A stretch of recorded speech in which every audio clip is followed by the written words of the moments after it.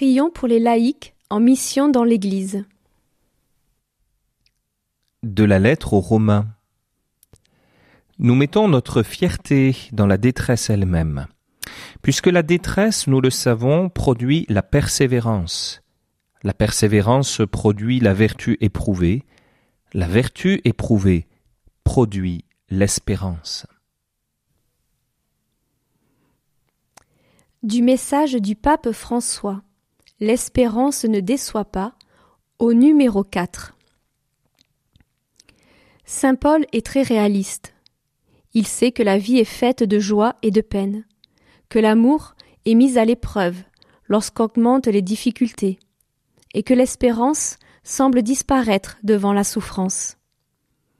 Pour l'apôtre, la tribulation et la souffrance sont les conditions typiques de ceux qui annoncent l'Évangile dans des contextes d'incompréhension et de persécution.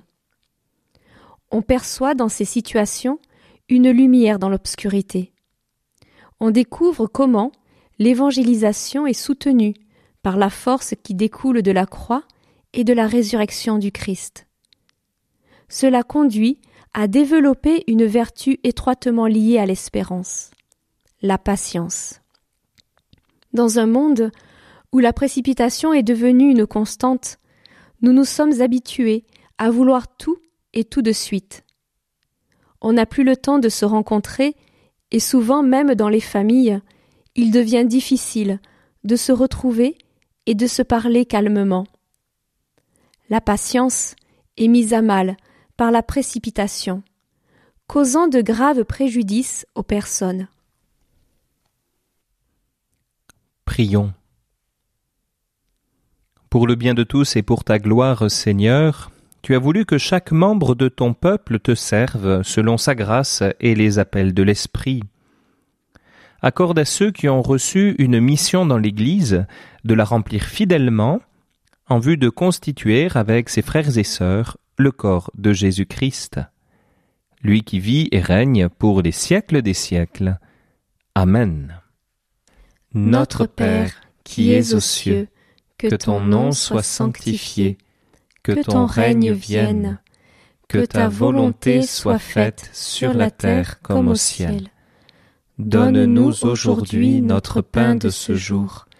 Pardonne-nous nos offenses, comme nous pardonnons aussi à ceux qui nous ont offensés. Et ne nous laisse pas entrer en tentation, mais délivre-nous du mal. Amen. Je vous salue Marie, pleine de grâce, le Seigneur est avec vous. Vous êtes bénie entre toutes les femmes, et Jésus, le fruit de vos entrailles, est béni. Sainte Marie, Mère de Dieu, priez pour nous pauvres pécheurs, maintenant et à l'heure de notre mort. Amen. Gloire au Père et au Fils et au Saint-Esprit, comme il était au commencement, maintenant et toujours, et dans les siècles des siècles. Amen.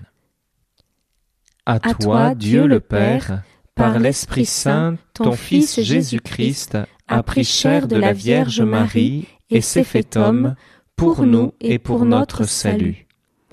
Par l'Esprit Saint, il a institué l'Église comme son propre corps pour qu'il puisse sauver l'humanité jusqu'à son retour à la fin des temps. Seigneur notre Père, nous te supplions par ton Esprit Saint d'aider de jeunes hommes à ne pas avoir peur de répondre à l'appel de ton Fils Jésus, à être prêtre au sein de l'Église qui est dans le Tarn. En répondant à l'appel du Christ, que ces futurs prêtres manifestent ainsi la présence de ton Fils Jésus et nourrissent des sacrements toutes les vocations de baptisés, consacrés, moines, moniales, laïcs.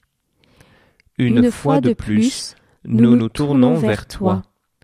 Pour ton Église qui est dans le Tarn, Seigneur, donne-nous des prêtres, donne-nous de saints prêtres, donne-nous beaucoup de saints prêtres.